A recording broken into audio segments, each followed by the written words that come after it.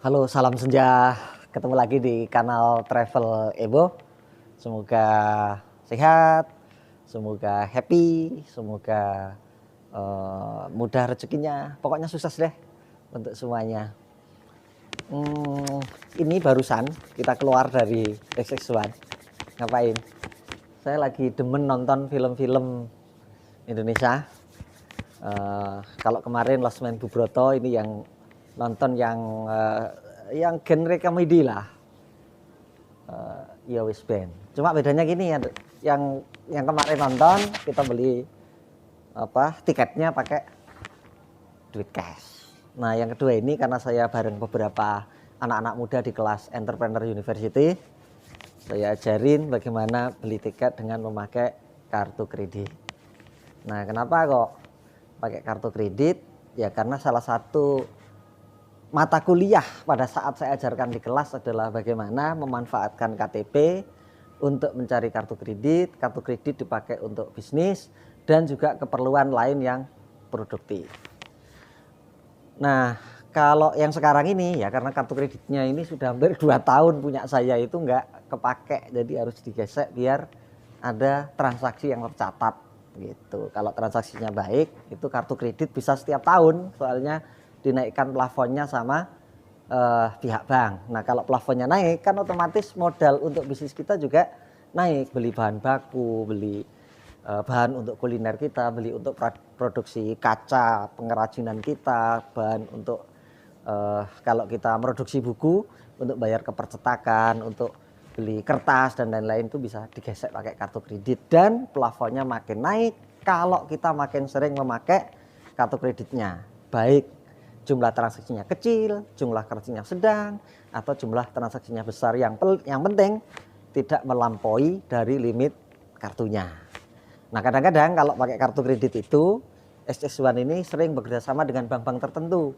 Jadi kadang-kadang kalau belinya pakai kartu kredit, satu tiket dapat satu tiket gratis, atau dapat diskon 30% atau kadang-kadang 50% dan seterusnya. Itu dari segi manfaatnya. Nah kalau dari segi filmnya, nah menurut saya setelah saya menonton full Yok Best Band 3 ini, itu menurut saya ya kalau dibandingkan Yok Best pertama, Yok West Band kedua, yang ketiga ini hanya ngikut apa ya, kayaknya kayak kejar tayang deh. Kalau disuruh menilai bagusnya yang mana, mungkin yang kedua jauh lebih bagus dari penggarapan, dari segi konflik, dari segi lagu, dari segi pesan yang akan disampaikan oleh generasi muda. Tapi lepas dari itu semua, film ini tetap menghibur ya, karena komedi genrenya, tapi daya wow-nya, daya cekatnya, daya masuk ke bawah sadarnya nggak kayak yang kedua, atau yang ke satu itu juga kurang lebih sama dengan yang kedua.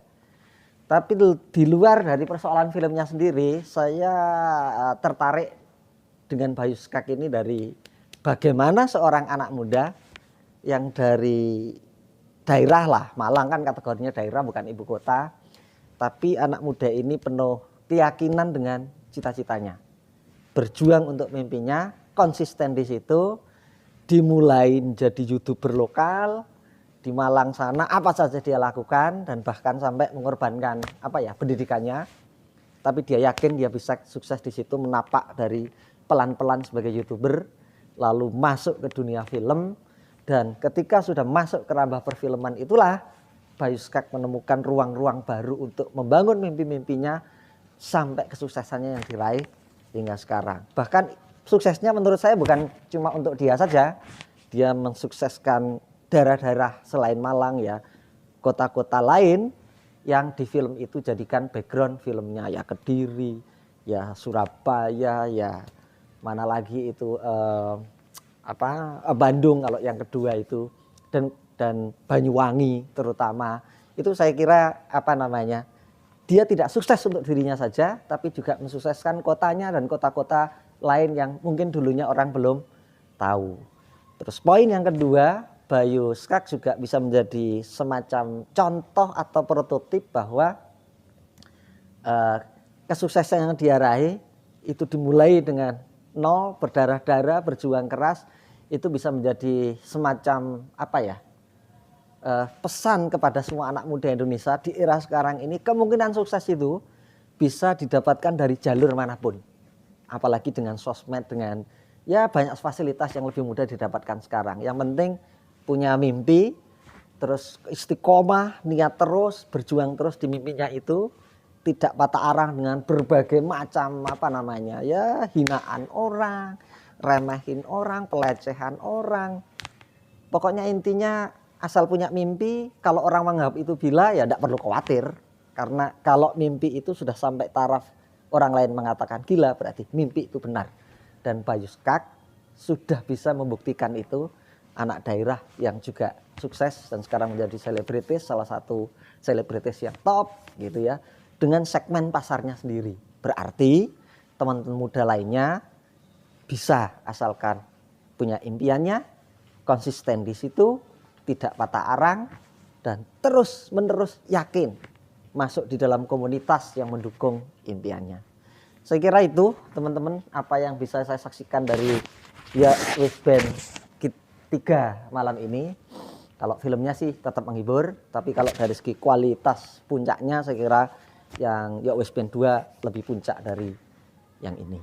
Itu saja, moga-moga ada manfaatnya dan tetap menyemangati terutama teman-teman muda yang masih bingung, masih galau, mau mengambil arah mana untuk menuju kesuksesannya, supaya bisa mengikuti suksesnya Bayu Skak dan juga anak-anak muda lain yang sekarang ada di puncak kesuksesan. Itu saja, jangan lupa pantau terus kanal YouTube Travel Ebo dan dapatkan hal-hal sepele tapi yang barangkali bisa menginspirasi dan memotivasi kita untuk terus bergerak menggapai mimpi-mimpi kita, menggapai level-level kesuksesan kita. Jangan lupa bahagia dan ingat kuncinya, untuk bahagia kita harus lakukan 3 hal. Yang pertama ngopi, yang kedua udut, dan yang ketiga traveling. Dan traveling selalu menjadi titik poinnya. Sambil traveling, sambil ngudut, sambil juga ngopi. Karena dalam traveling kita akan ketemu dengan tempat baru, ketemu dengan teman-teman baru, dan disitulah kita akan mendapatkan ilmu-ilmu baru, inspirasi-inspirasi baru, hikmah-hikmah kehidupan yang baru. Itu saja, jangan lupa like, comment, and share, dan jika bermanfaat silahkan disebarkan infonya ke teman-teman yang lain. Sukses buat semuanya, dan jangan lupa tonton Wishband 3. Assalamualaikum warahmatullahi wabarakatuh. Dadah.